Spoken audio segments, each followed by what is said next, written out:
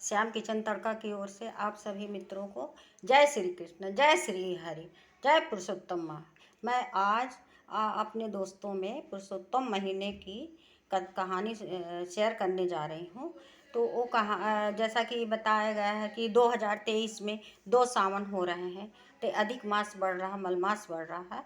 तो उसकी कहानी है, उसकी तो रोज़ एक अध्याय कथा होती है जो बहुत लोग सुनते हैं, पूजा पाठ करते हैं। बहुत सी पूजा पाठ इस महीने में बहुत पूजा पाठ करना चाहिए, क्योंकि बहुत अत्यंत फलदायी होती है और बहुत फल मिलता है, इसलिए बहुत करना चाहिए। तो इसकी कथा कुछ इस प्रकार, छोटी सी कथा मैं सुनाने जा रही हूँ आप लोगों को कि एक राजा थे जो ऋणाधर्म नाम से जाने जाते थे। वो उनके 4 पुत्र थे, एक पुत्री थी, और वो बहुत प्रजा को खुश रखते थे, बहुत धनी थे, बहुत अच्छे थे। तो एक दिन क्या हुआ कि वो अपने घोड़े में सवार होकर शिकार खेलने के लिए जंगल की ओर चल पड़े। तो उधर जाके एक घने पेड़ के नीचे अपने घोड़े को बांध देते हैं और खुद बैठ जाते हैं और बैठे बढ़िया चिंतन करते रहते कुछ। उसी समय एक तोता, बहुत सुंदर तोता, आके डाली पे बैठ जाता है और बस एक ही बात को दोहराता है बार बार कि हे राजा, इतना पृथ्वी पर बैठ के अतुल सुख भोग के और चिंतन क्यों आगे नहीं सोच रहे, आगे कैसे पार होगी तुम। इसी बात को वो और अच्छी ढंग से मतलब कहा और बार बार दोहराया। अब राजा बहुत परेशान कि ये तोता कैसे इसी शब्द को दोहरा रहा है। और क्या हुआ, उसके राजा के मन में ये बात घर कर गई। अब राजा वहाँ से चल पड़े अपने महल की ओर। अब महल में आए तो किसी से बात नहीं किए, रात्रि में भोजन भी नहीं किए, और दूसरे दिन जाके अपनी सभा में बैठ गए चिंतन करके अपने महल में। तो उसी समय एक ऋषि वाल्मीकि जी आए और राजा को चिंतित देखकर बोलते हैं कि राजा ऋषि मुनि को प्रणाम करता, बैठिए, आसन ग्रहण करिए बोलता।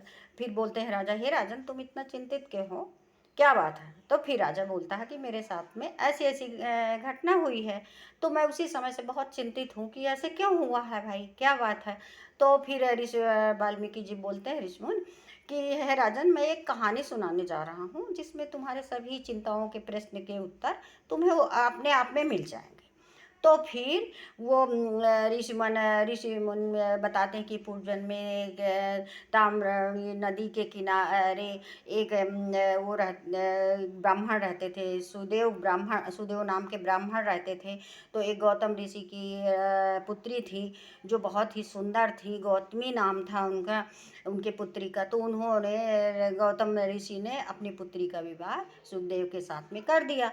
अब दोनों अच्छे से रहने लगे, पर कई साल बीत गए, उनके संतान को नहीं हुई। तो दोनों पत्नी दंपत जीवन बहुत चिंतित हुए कि हमारे कोई संतान नहीं है।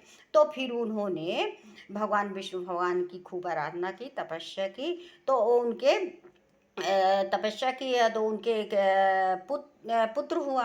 वो अल्पायु का पुत्र हुआ, अल्पायु का मतलब मात्र 12 वर्ष की आयु का था। तो फिर एक दिन क्या हुआ कि वो पुत्र उनका सुखदेव जो पुत्र हुआ, तो वो स्नान कर रहा था बावली में। तो उसी समय उनके पुत्र की सांस रुक गई और मृत्यु हो गई। तो अब दोनों जन सुखदेव और उनकी पत्नी गौतमी परेशान हो गई पुत्र शोक से। पुत्र को लिटा लिया और बैठ के पुत्र शोक मनाने लगे और बस अन्न जल त्याग के वहीं बैठ गए। कई कई बैठ गए वहीं। और उसी समय वो बैठ जाते हैं और उसी समय पुरुषोत्तम महीने चल रहा था।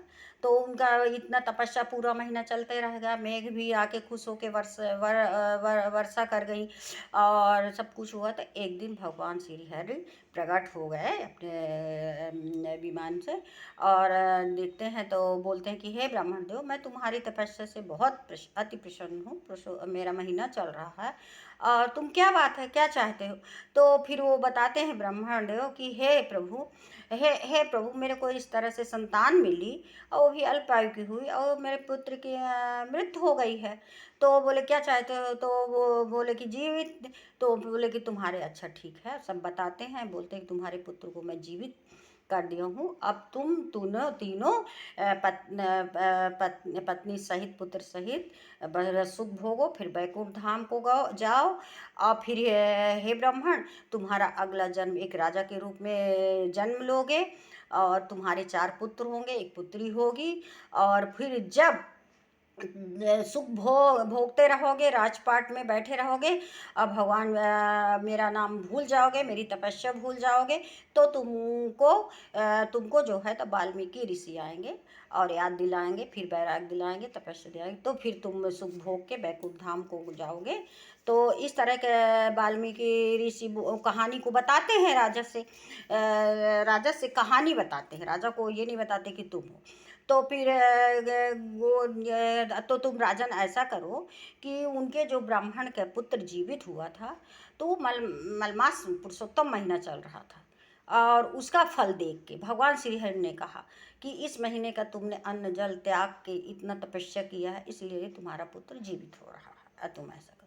तो हे राजन, आप भी सब कुछ ये चिंता छोड़ के पुरुषोत्तम महीने में पूजा पाठ करिए, सब फल लीजिए, और फिर भोग के राजपाट भोग के पत्नी सहित और बैकुंठ को जाओगे और फल होगा।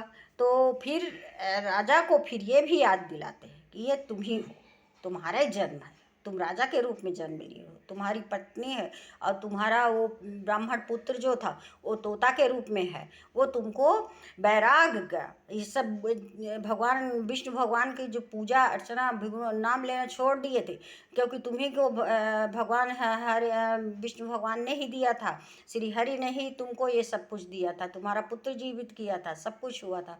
तो तुम पाए हो, अब तुम उन्हीं को भूल गए हो, तो तुम्हारा पुत्र ही वही बताया कि तुम्हारा पुत्र ही याद दिलाएगा, भगवान ने बताया था कि तुम्हारा पुत्र ही तुमको याद दिलाएगा। फिर तुम सब कुछ करके पूजा पाठ करके सब कुछ मलमास में व्रत करके सब करके और बैकुंठ धाम को जाओगे और खुश रहोगे। तो इसमें बताया गया है कि पुरुषोत्तम महीना अत्यंत फलदायी है।